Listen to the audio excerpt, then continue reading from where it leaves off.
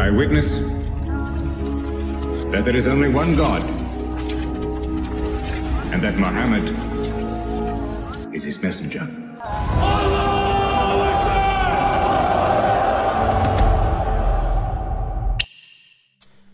একটা সত্যি কথা বলবেন, ফিলিস্তিন নিয়ে আপনার অন্তরের রক্তক্ষরণ হয়েছে, বিষণ্ণতা কাজ করছে, এর মধ্যেও আপনি আজকে নামাজ পড়েননি, এমন কেউ কি আছেন? না না, আমি মোটেও বলছি না আপনি বেনামাজি হলে আপনি অন্যায়ের বিরুদ্ধে কথা বলতে পারবেন না। জাস্ট আমরা কতটুকু আল্লাহকে মানি বোঝার চেষ্টা করছি, যদিও বোঝা সম্ভব না।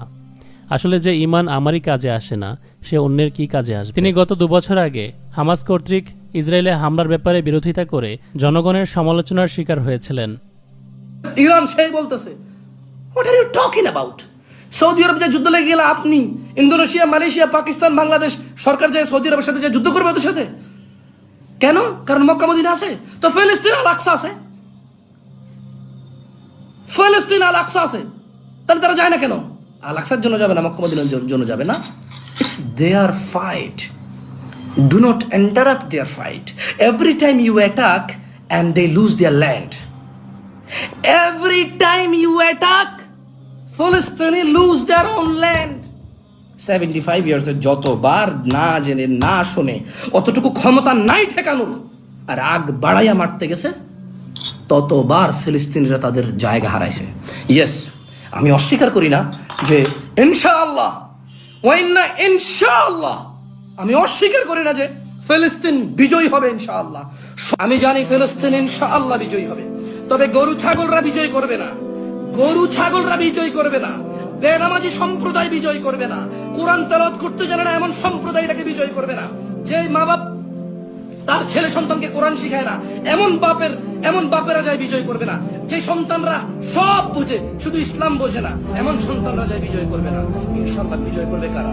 ইসলামের বীর পুরুষরা, যারা সালাত হেফাজত করে, যাকাত হেফাজত করে, স্ত্রী সন্তানের হেফাজত করে, যারা তাদের স্ত্রীদের উপর নির্যাতন করে না, যারা কোনো মানুষের উপর নির্যাতন করে। ওনার পোস্ট নিয়ে বলবো, তার আগে এই ভিডিওটি নিয়ে একটু বলি, যেটা ওনার ভক্তরা ফেসবুকে প্রচার করে বেড়াচ্ছে ওনার হামাস বিরোধী কথাগুলোকে জাস্টিফাই করতে। যারা এই ভিডিওটি প্রচার করে বেড়াচ্ছে তাদেরকে গিয়ে একটু প্রশ্ন করুন তো, এখানে জামশেদ ভাই গরু ছাগল বলে কাকে বুঝিয়েছেন? ফিলিস্তিনে যখন মুক্তিকামী হামাস বাহিনী আল আকসাকে বিজয় করার জন্য যুদ্ধ করছিল, তখন তিনি গরু ছাগল বলে কাদেরকে ইঙ্গিত করেছেন? বক্তব্যের শুরুতে আমরা দেখেছি উনি হামাসের এই আক্রমণে খুশি ছিলেন না। তাহলে ওনার এই কথাটি কার দিকে ইশারা করে? অবশ্য পাশাপাশি তিনি নিজের কথাও বলেছেন যেন মানুষ ওনাকে টার্গেট না করে। চলুন জেনে আসি, মসজিদ আল আকসা বিজয় করা এবং ফাসাদকারী ইহুদিদেরকে শায়েস্তা করার জন্য কি উনি যে শর্তগুলো বলেছেন তা জরুরি? ইতিহাসের কখনো কোনো মুসলমান, কোনো নামাজি, কোনো ইমানদার বানু ইসরায়েলকে অথবা ইহুদিদেরকে আল আকসা মসজিদের আশেপাশের এলাকা থেকে ঘাড় ধরে বের করে দেয়নি। এমনকি যেই সালাহুদ্দিন আইয়ুবী রহিমাহুল্লার কথা আমরা জানি, তিনিও এমনটি করেননি। ইসলামের খলিফা হজরত ওমর রাদিয়াল্লাহু তাআলা আনহু এবং সালাহুদ্দিন আইয়ুবী রহিমাহুল্লাহ এনারা উভয়ই শান্তিপূর্ণভাবে জেরুজালেম বিজয় করেছিলেন, তবে ইহুদিদেরকে সেখান থেকে তাড়িয়ে দেননি। ইহুদিদের কাছে টেম্পল মাউন্টে তাদের পবিত্র দেয়াল, যার সামনে দাঁড়িয়ে তারা প্রার্থনা করে, তাদেরকে সেখানে শান্তিপূর্ণভাবে প্রার্থনা করার অবকাশ দেওয়া হয়েছিল। পবিত্র কোরআনে দেখা যায় আল্লাহ তাআলা যে কয়বার বানি ইসরায়েল বা ফ্যাসাদকারী ইহুদিদেরকে কড়া হাতে সশস্ত্র যোদ্ধাদেরকে দিয়ে শায়েস্তা করেছেন, সে কয়বারই তিনি অমুসলিমদেরকে ব্যবহার করেছিলেন যারা ইমানদার নয়। পবিত্র কোরআনে সূরা ইসরার 4 নম্বর আয়াতে আল্লাহ তাআলা বলছেন যে আমরা ইসরায়েলের সন্তানদেরকে তাদের কেতাবে বলে দিয়েছিলাম যে তোমরা পৃথিবীতে 2 বার বিপর্যয় অথবা ফাসাদ সৃষ্টি করবে এবং অত্যন্ত বড় ধরনের অবাধ্যতায় লিপ্ত হবে। অতঃপর যখন প্রতিশ্রুতি সেই প্রথম সময় এলো, তখন আমি তোমাদের বিরুদ্ধে প্রেরণ করলাম আমার কঠোর যোদ্ধা বান্দাদেরকে। অতঃপর তারা প্রতিটি জনপদের আনাচে কানাচে পর্যন্ত ছড়িয়ে পড়ল। এই ওয়াদা পূর্ণ হওয়ারই ছিল। এখানে আল্লাহ তাআলা সশস্ত্র যোদ্ধাদের কথা বলেছেন। এখানে কোনো সাধারণ পরিস্থিতি নয়, বরং যুদ্ধের পরিস্থিতির কথা বলা হচ্ছে, যেটা আজকের সময়ের হামাস এবং জায়ানবাদীদের যুদ্ধের মতো। প্রথমেই ঘটনাটি ঘটেছিল 586 খ্রিস্টপূর্বাব্দে। ব্যাবিলন অর্থাৎ বর্তমান ইরাক থেকে নাবুখাদনেজার নামক এক রাজা তার সৈন্যদল নিয়ে জেরুজালেম দখল করে ইহুদিদেরকে সেখান থেকে বিতাড়িত করেছিল। নাবুখাদনেজার দ্বিতীয় ছিলেন প্যান্থিয়ন ধর্মের অনুসারী, যেখানে একাধিক মূর্তি পূজা করা হতো। এমনকি সে নিজেও মূর্তি পূজা বা আইডল ওয়ার্শিপকে প্রমোট করেছিল। তার দেবতাদের প্রধান দেবতার নাম ছিল মারদুক, যা এখানে দেখতে পাচ্ছেন, যেটা মনোথেইজম বা তৌহিদের আকীদার সম্পূর্ণ পরিপন্থী। নাবুখাদনেজার তার জীবনের হয়তো কোনো একটা সময় গিয়ে ড্যানিয়েল নবীর সৃষ্টিকর্তা অর্থাৎ আল্লাহ তাআলাকে স্বীকার করেছিলেন, আর সেজন্য হয়তো সূরা ইসরার ৫ নম্বর আয়াতে আল্লাহ তাআলা বান্দা শব্দটি ব্যবহার করেছেন। তবে তার ধর্মান্তরিত হওয়ার বিষয়টি জেরুজালেমে আক্রমণ করার পরবর্তীকালের। বনি ইসরায়েলকে শায়েস্তা করার সময় সে একজন মূর্তি পূজারী ছিল। এখান থেকে ওয়াহাবিদের ওই দাবিটি ভুল প্রমাণ হয়ে যায় যে ইহুদিরা মূর্তি পূজা করে না, তার মানে তারা ধোয়া তুলসী পাতা এবং মূর্তি পূজারীদের চেয়েও বেটার। মূর্তি পূজা করে না বলে আল্লাহ তাআলা তাদেরকে যুদ্ধে পরাজিত করেন না। ইহুদিদের মধ্যে এখন শিরক করে না, বড় আশ্চর্যজনক জিনিস। অর্থাৎ তারা ইহুদিদের মধ্যে আপনি সেখানে এখন কোনো মূর্তি পূজা দেখবেন না, ওদের দেশে কোনো মূর্তি পূজা নাই। আর নিয়মও আছে, যে জাতি মূর্তি পূজা করে না তাদেরকে দ্রুত থামিয়ে দেয়া যায় না। এই জন্য তারা আজ অনেক বেশি শক্তিশালী হয়ে গেছে। আর একটা কারণ হচ্ছে বেহাবলিম মিনান নাস, মানুষের দ্বারা তারা কিছু সহযোগিতা পাচ্ছে। বিশ্বের তাবৎ মুশরিকরা ইহুদিদের সহযোগিতা করে। এরপর দ্বিতীয় প্রতিশ্রুতিতে ৭০ সনে রোমান জেনারেল টাইটাস জেরুজালেমে হামলা করে এবং মসজিদ ভেঙে দেয়। এটা ছিল বনি ইসরায়েলের জন্য দ্বিতীয় পানিশমেন্ট। আল্লাহ তাআলা এখানে বলছে, দেখেন, তখন অন্য বান্দাদেরকে প্রেরণ করলাম যাতে তোমাদের মুখমণ্ডল বিকৃত করে দেয়। ৭০-এর দশক যেহেতু, ততক্ষণেও সেখানে খ্রিস্টান ধর্ম আসেনি। আবারও রোমান সম্রাট টাইটাস একজন পৌত্তলিক ধর্মের অনুসারী ছিল, যে একাধিক ঈশ্বরের উপাসনা করত, ইনক্লুডিং জুপিটার, মার্স, অ্যাপোলো, এবং সে তার জীবদ্দশায় মনোথেইজম বা তৌহিদ, একত্ববাদ বিশ্বাস করেছিল। তার কোনো নজির মেলে না। হযরত মুহাম্মদ সাল্লাল্লাহু আলাইহি ওয়াসাল্লাম পৃথিবীতে আসার আগেই মূর্তি পূজা নিষিদ্ধ হয়ে গিয়েছিল। তাহলে মূর্তি পূজারীদেরকে দিয়ে কিভাবে আল্লাহ তাআলা যারা মূর্তি পূজা করে না, শিরক করে না, তাদেরকে পানিশ করলেন?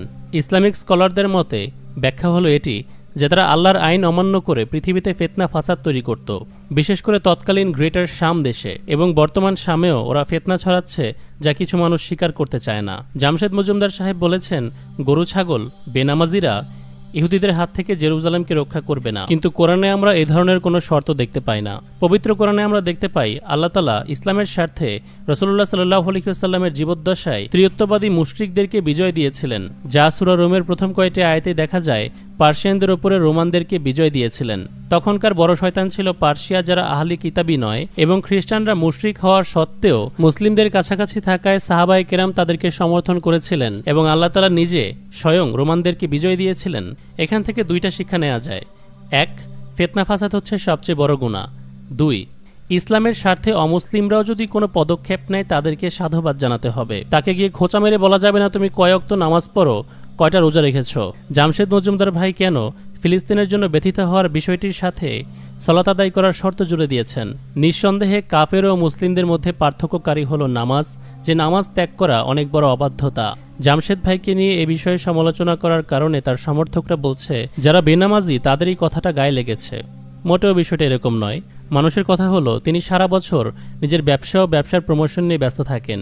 সারা বছর ইহুদি কর্তৃক মুসলিম নিধন, মুসলিম হত্যা নিয়ে তিনি একটি টু শব্দ পর্যন্ত করেন না। কিন্তু যখন মুসলমানদের পালা আসে জাগ্রত হওয়ার, প্রতিবাদ করার, সজাগ হওয়ার, তখনই এই ভাই চলে আসেন প্রতিবাদী মুসলিম জনগণকে প্রশ্নবিদ্ধ করতে, ছোট করতে। আচ্ছা, জনগণের হয়ে আমি কিবরিয়ে একটি প্রশ্ন করি। আপনারা নিয়মিত নামাজ কালাম আদায় করেন, মাশাআল্লাহ, সাধারণ জনগণের চাইতেও, যারা সপ্তাহে একদিন হয়তো মসজিদে যায়। সেক্ষেত্রে আপনার ঈমান সাধারণ জনতার থেকে মজবুত হওয়ার কথা। তাহলে সেই ঈমান কেন পারছে না আপনাকে ফিলিস্তিনিদের পক্ষ নিতে? আপনার মতোই ঈমানদার দিয়ে তো পুরো সৌদি আরব ভরা, যেখানে আপনি বেড়ে উঠেছেন আই গেস, যারা নামাজের পাবান্দ, 5 ওয়াক্ত নামাজ পড়ে, তাহলে কেন প্রতিবাদ করছে না তারা? এমনকি সেখানে গিয়ে ওপেনলি ফিলিস্তিনিদের জন্য দোয়াও করা যায় না, যা আমাদের বাংলাদেশে করা যায়। আলহামদুলিল্লাহ। সারা বছর দিনের দাওয়াতের বেলায় খুব বেশি একটা আপনাদেরকে অ্যাক্টিভ পাওয়া যায় না। যখনই সাধারণ মুসলমানেরা প্রতিবাদ করতে আসে, খোঁচাতে চলে আসেন। নামাজের জন্য উৎসাহ না দিয়ে খোঁচা মারাটা কিরকম আখলাক? এবার দর্শকদের উদ্দেশ্যে কিছু বলি। সালাফি একজন আলেমকে টিভি শোতে জিজ্ঞেস করা হয়েছিল, আমরা বর্তমান যুগের মুনাফিকদেরকে কিভাবে চিনব? জবাবে তিনি বলেছিলেন, ইসলামের ওপর আক্রমণ হলে তারা কোথায় যেন গায়েব হয়ে যায়, আর যখন কোনো মুসলমান সামান্য কোনো ভুল করে বসবে তখন তারা গর্ত থেকে বেরিয়ে আসে। আজকে কই হিজবুল্লাহ? আপনার দুল্লাহ হিজবুল্লাহ কই? আপনার দুল্লাহ ভাই তালেবান কই? এতগুলো লোককে যে মেরে ফেলছে, আপনি দেশ থেকে চিৎকার করছেন। আমার প্রশ্ন উত্তর দেন দেখি। এই হামাসের বন্ধু হলো 1 নম্বর বন্ধু হলো ইরান, 2 নম্বর বন্ধু হলো হিজবুল্লাহ, 3 নম্বর হলো হুতি, ইয়ামেনের হুতিরা, 4 নম্বর হলো বাশার আসাদ, 5 নম্বর হলো তালেবান। এরা কই?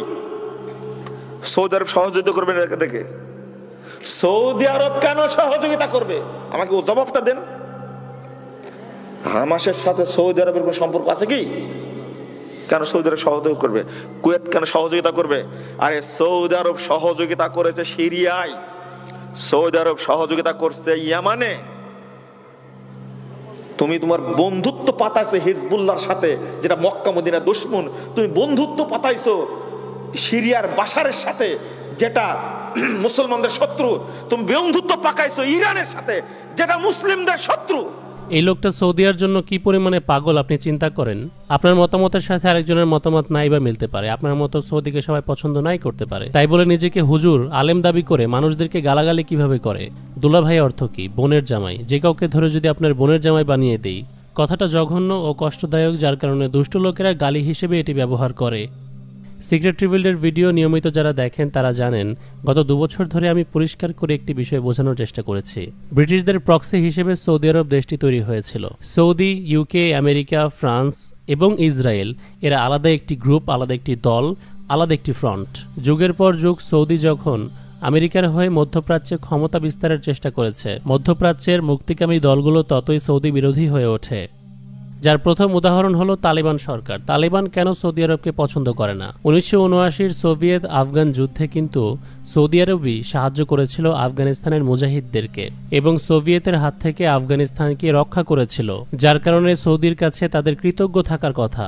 কিন্তু তালেবান কেন সৌদিকে পছন্দ করে না জানেন? কারণ সৌদির উদ্দেশ্য ছিল আফগানকে সোভিয়েত মুক্ত করে তা ইউএস এর কোলে তুলে দেওয়া, যেটা মুল্লা মোহাম্মদ ওমর সহ তালেবানের কেউই চায়নি। এবং অচিরেই সৌদির উদ্দেশ্য তারা বুঝতে পেরেছিল। যখন ইউএস আফগান যুদ্ধে সৌদি আরব আমেরিকার পক্ষ নেয়, তালেবানের সাথে সম্পর্ক নষ্ট করে। সৌদির সাথে 1979 আগে ইরানের সম্পর্ক ভালো ছিল, যখন ইরান মোহাম্মদ রেজা শাহ পেহলাভি শাসন করত। আপনি এখানে কিং ফয়সাল এবং রেজা শাহকে দেখতে পাচ্ছেন। এই দুই দেশের মধ্যে মিল যেখানে ছিল, এরা উভয়ই organization of the oil exporting countries অর্থাৎ ওপেকের সদস্য ছিল, যারা বিশ্ববাজারে তেলের সাপ্লাই এবং তেলের দাম নিয়ন্ত্রণ করে থাকে। তার চেয়েও বড় বিষয় হলো, তখন সৌদি এবং ইরান উভয় দেশ অ্যান্টি কমিউনিজম এবং ইউএসের অ্যালাই ছিল। ইম্পর্টেন্টলি নোট করার মতো তৃতীয় বিষয়টি হলো মিশরের গামাল আবদেল নাসিরের আদর্শের বিরোধী হওয়া। মিশরের এই রাষ্ট্রপতি মুসলমানদের এবং আরবদের ঐক্যে বিশ্বাস করত। তিনি আরও প্রমোট করতেন অ্যান্টি ইম্পেরিয়ালিজম অর্থাৎ পশ্চিমা সাম্রাজ্যের বিরোধিতা, আরবদের উপর ইউকে আমেরিকার শাসনের বিরোধিতা। নাসেরিজম, যে মতবাদটি পরবর্তীতে লিবিয়ার গাদ্দাফি এবং ইরাকের সাদ্দাম হোসেন অ্যাডপ্ট করেছিলেন। কিন্তু ইরান ও সৌদি এই মতবাদের বিরোধী ছিল। ইসলামের শিয়া সেক্টের মানুষরা পার্সিয়াতে সেই 1000 বছর ধরেই রয়েছে, যার ফলে মোহাম্মদ রেজা শাহ নিজেও একজন 12 ইমামি শিয়া ছিল। সে প্রতিনিয়তই নিজের বউকে মাজার জেরতের জন্য পাঠাতো। যে সৌদির রাজপরিবার মাজার বিরোধী আন্দোলন করে ক্ষমতায় আসে, কেন তাদের রেজা শাহের এই আকীদা নিয়ে তখন সমস্যা ছিল না? 1979-তে ইরানে বিপ্লব ঘটলে ইরানের জনতা এবং গভর্নমেন্ট অ্যান্টি ইম্পেরিয়ালিস্ট পশ্চিম বিরোধী হয়ে ওঠে। আমেরিকা ইরানের অ্যালাই থেকে এনিমিতে পরিণত হয়, যার কারণে সৌদির সাথেও ইরানের সম্পর্ক ঘুরে যায়, যার ফলে দুটি দেশ আলাদাভাবে এখন মধ্যপ্রাচ্যে নিজেদের ক্ষমতা বিস্তারে চেষ্টায় আছে। ইয়েমেন, সাউথ ইয়েমেন একদিকে যখন সোভিয়েতরা এবং নর্থ ইয়েমেন আরেকদিকে ওসমানীয়রা শাসন করত। প্রথম বিশ্বযুদ্ধের পর অটোমান সাম্রাজ্য ধ্বংস হয়ে যাওয়ার পর জাইদি ইমামেরা নর্থ ইয়েমেন শাসন করেছে, যারা এটিকে মোতাওয়াক্কিলেত কিংডম অফ ইয়েমেন বলতো। আরব রিভল্টের মাধ্যমে হেজাজ যুদ্ধের পর ইয়েমেন অটোমানদের হাতছাড়া হয়ে গিয়েছিল, তাই জাইদিদের মধ্যে থেকে একটি রয়্যাল ফ্যামিলি নর্থ ইয়েমেন চালাতো। পরবর্তীতে 1962 সনে নর্থ ইয়েমেনের রেভলিউশন আসে। প্রথমবারের মতো প্রেসিডেন্ট করা হয় আলী আবদুল্লাহ সালে নামে এক ব্যক্তিকে, এবং উত্তর দক্ষিণ ইয়েমেন একসাথে হয়ে যায় 1990 আসতে আসতে, যেটা পুরোটা আলী আবদুল্লাহ সালের হাতে চলে আসে। কিন্তু ধীরে ধীরে সে একজন স্বৈরাচার শাসকে পরিণত হয়। ইয়ামানিরা মনে করত সে জবরদস্তি ক্ষমতায় বসে আছে এবং একটি করাপ্টেড গভর্নমেন্ট, এবং সে ওয়েস্টের শাসকদের দ্বারা প্রভাবিত। এমনকি মুসলিমদের বিপক্ষে ওয়েস্টের সাপোর্ট পেতে ওয়ার অন টেরর মিশনে সক্রিয় হয়েছিল। ইয়ামানিরা মনে করত সৌদি সালের মাধ্যমে তাদেরকে শাসন করছে, যার ফলে পাবলিক ভরকে ওঠে এবং সালের বিরুদ্ধে বিদ্রোহ করে। অপরদিকে আরও আগে থেকেই নর্থ ইয়ামানে জাইদি ইমামদের মধ্যে থেকে হুসেন আল হুথি তাদের ক্ষমতা পুনরায় ফিরে পেতে চেষ্টা চালিয়ে যাচ্ছিল। সালে গভর্নমেন্টের বিরুদ্ধে জাইদিরাও সক্রিয় হয়ে উঠেছিল, যার কারণে ধীরে ধীরে সাধারণ ইয়ামানি জনতা জাইদিদেরকে সমর্থন করে, এমনকি সরাসরি অস্ত্র হাতে তাদের সাথে যোগ দেয়। কারণ সালে বিরোধী জনগণকে গণহত্যায় আমেরিকা সরাসরি অস্ত্র দিয়ে সাহায্য করছিল। এখানে আপনি জর্জ ডব্লিউ বুশের সাথে তাকে দেখতে পাচ্ছেন। অপরদিকে ইরান সাহায্য করছিল জাইদি হুতিদেরকে পশ্চিমা বিশ্ব এবং সৌদির বিরুদ্ধে। এমনিতেই ইয়ামান কিন্তু পুরোটা হুথিরা নিয়ন্ত্রণ করে না। বর্তমান ইয়ামানি প্রাইম মিনিস্টার আহমেদ আওয়াদ বিন মুবারক সৌদির সাথে গভীর সম্পর্ক রাখে এবং সেটা জাইদি হুথি এবং ইরানের বিরোধিতার জন্য। মাঝখানে একবার আবদুল্লাহ সালে ইয়ামানি জনতার দাবরানি খেয়ে সৌদি পালিয়েছিল, কিন্তু আবারও ফিরে এসেছিল হুথিদের বন্ধু হয়ে। হুথিরা তাকে পরবর্তীতে গাদ্দারির কারণে মেরে ফেলে। তাই যেহেতু ইয়ামানের হুথিরা পশ্চিমা বিরোধী শক্তি এবং ইরানের মিত্র, সে কারণে সৌদি তাদেরকে সাহায্য করে না। এটা এজন্য না যে তারা জাইদি শিয়া। এর সবচেয়ে বড় প্রমাণ হলো মুতাওয়াক্কিলিত কিংডমের শেষ রাজা যে জাইদি শিয়া ছিল মোহাম্মদ আল বদর, তাকে কিন্তু সৌদি আরব অস্ত্র এবং সৈন্য দিয়ে সাহায্য করেছিল। সেটাও জাইদিদের শাসন ছিল এবং এখনকার হুথিদেরটাও জাইদি শিয়াদের শাসন। কিন্তু সময়ের ব্যবধানে সৌদির অবস্থানের পরিবর্তন আমরা দেখতে পাই। তাই বলা চলে এটি পলিটিক্যাল ইন্টারেস্ট ছাড়া আর কিছু না। আমাদের দেশের আলেমরা ইসলামিক আকিদা এবং মতপার্থক্যকে এর জন্য দায়ী করে। কিন্তু ইতিহাসে আমরা দেখতে পাই ইরানের শেষ রাজা মোহাম্মদ রেজা শাহ পেহলাভি একজন 12 ইমামি শিয়া এবং ইয়ামানের শেষ রাজা একজন জাইদি শিয়া মোহাম্মদ আল বদরের সঙ্গে মিত্রতা করতে। এর মানে আমরা বুঝতে পারলাম এটা মোটেও সেক্টারিয়ান কনফ্লিক্ট নয়, পলিটিক্যাল কনফ্লিক্ট। পশ্চিম ইউএস ইউকের বিরোধী হওয়াই এখানে সৌদির মূল সমস্যা। এতক্ষণের আলোচনা এই জন্যই করেছি যেন আপনারা বুঝতে পারেন ধর্মীয় চেতনাকে ব্যবহার করে আমাদেরকে পলিটিক্যাল স্বার্থের জন্য ব্রেন ওয়াশ করা হচ্ছে। ওরা সবসময় ইসলাম থেকে একটি ভ্যালিড পয়েন্ট আপনার সামনে এনে দাঁড় করাবে নিজেদের পলিটিক্যাল স্বার্থ হাসিল করার জন্য। সেই পয়েন্ট এতটা গুরুতর হবে যেটা আপনি প্রত্যাখ্যান করতে পারবেন না। মাজার পূজা, শিরক, সলাতের মতো সেন্সিটিভ বিষয়গুলো আপনাকে থামাতে ইসলামের এই সেন্সিটিভ বিষয়গুলোই দাঁড় করানো হয় যেন পরবর্তীতে ইসলাম থেকে আপনাকে দলিল দিতে পারে এবং মাঝখান দিয়ে তার পলিটিক্যাল মতবাদকে প্রতিষ্ঠা করতে পারে, যেমনটা ক্ষমতার লোভে সৌদ বংশ করেছিল মাজার পূজার নাম দিয়ে। মনে করে দেখুন, অটোম্যান সাম্রাজ্যের বিরুদ্ধে বিদ্রোহকে বৈধতা দেওয়ার জন্য মাজার পূজাকে ঢাল হিসেবে ব্যবহার করেছিল ওরা। যার কারণে এখনও যদি আপনি ওসমানীয়দের পক্ষ নেন তাহলে সৌদির সমর্থকরা আপনাকে মাজার পূজারী বলে গালি দেবে, যদিও বা আপনি তা না হন। যুগের পরিবর্তনে ফেতনা সকল মাযহাব সকল ধর্মের মধ্যেই ঢুকেছিল। ইহুদিদের মধ্যে কাব্বালা বা নস্টিসিজম টেকনিক, সুন্নিদের মধ্যে সুফিজমের মধ্যে মেরাকাবার টেকনিক এবং শিয়া সেক্টের মধ্যে ইরফান নামে বিভিন্ন নামে অপসংস্কৃতি ধর্মগুলোর মধ্যে ঢুকেছে। কিন্তু এটাকে ঢাল হিসেবে ব্যবহার করে খলিফার বিরুদ্ধে বিদ্রোহ করা হয়। জামশেদ মজুমদার আগে থেকেই সৌদির বিপরীত শক্তি ইরান এবং এক্সিস অফ রেজিস্ট্যান্সকে পছন্দ করে না, যার কারণে ইরানের মিত্র এক্সিস অফ রেজিস্ট্যান্সের অংশ হামাসের আক্রমণ তিনি পছন্দ করেননি। ইন্টারন্যাশনাল ইসলামিক ইউনিভার্সিটির অ্যাসোসিয়েট প্রফেসর মুক্তার সাহেব বলেন, জামশেদ মজুমদারের পোস্টটি দেখে লজ্জা পেলাম। আমি নামাজ না পড়া আর আমার ঘরে কেউ হামলা করলে কষ্ট পাওয়া, রক্তক্ষরণ হওয়া দুটো তো এক বিষয় না। এভাবে মিলানোটা কি ঠিক হলো? এই একই ধরনের মন্তব্য আপনি ইতিপূর্বেও করেছেন, সমালোচিত হয়েছেন, মাফ চেয়েছেন, ক্ষমা চেয়েছেন, কিন্তু কি লাভ হলো? আপনার চিন্তার কোনো পরিবর্তন হয়নি। সবসময় ইমানের বদৌলতে সব কিছু হয় না। আল্লাহ কখনো কখনো ফাসেককে দিয়েও দিনের অনেক বড় বড় কাজ করিয়ে নেন। যখন আপনার আমার মতো ইমানদাররা মুনাফিকের আচরণ গ্রহণ করি। মুক্তার সাহেবের এই সংক্ষিপ্ত বক্তব্যটি আমি ভিডিওর শুরুর দিকে বুঝিয়েছি। হামাসের কথা বলতে গেলে তারাও সালাফি হাম্বলি ফিক অনুসরণ করে, 5 ওয়াক্ত নামাজ আদায় করে, ইসলামিক তরিকা পুরোপুরি অনুসরণ করে যুদ্ধ করছে। ইরান এবং লেবানন তাদেরকে যুদ্ধ করার জন্য উস্কে দিয়েছিল, বিষয়টা এমনও নয়। আবু উবাইদা পরবর্তীতে ব্যাখ্যা দিয়ে বলেছেন, গ্রেটার ইসরায়েল তৈরির জন্য নেতানিয়াহু প্রস্তুতি নিচ্ছিল। সৌদির সাথেও ইসরায়েলের সমঝোতা হয়ে গিয়েছিল। কোনো উপায় না পেয়ে বাধ্য হয়েই হামলা করতে হয়েছিল, যার কারণে মাঝখান থেকে ইরান, ইয়েমেন এবং লেবাননকে জড়াতে হয়। তারা নিজেরাও এখন ক্ষতিগ্রস্ত। অপরদিকে মহসিন সাহেবের মতো লোকের বক্তব্য থেকে বোঝা যায় সালাফি হওয়াটাও তাদের জন্য যথেষ্ট নয়। যতক্ষণ না পর্যন্ত ওয়াহাবি হবে ততক্ষণ তাদেরকে মৃত্যুর হাত থেকে উদ্ধার করা হবে না। ফিরকাবাজি থেকে আল্লাহ তাআলা আমাদেরকে হেফাজত করুক। ফিরকাবাজি নিপাত যাক। মুসলিম ইউনিটি, প্যান ইসলামিজম জিন্দাবাদ।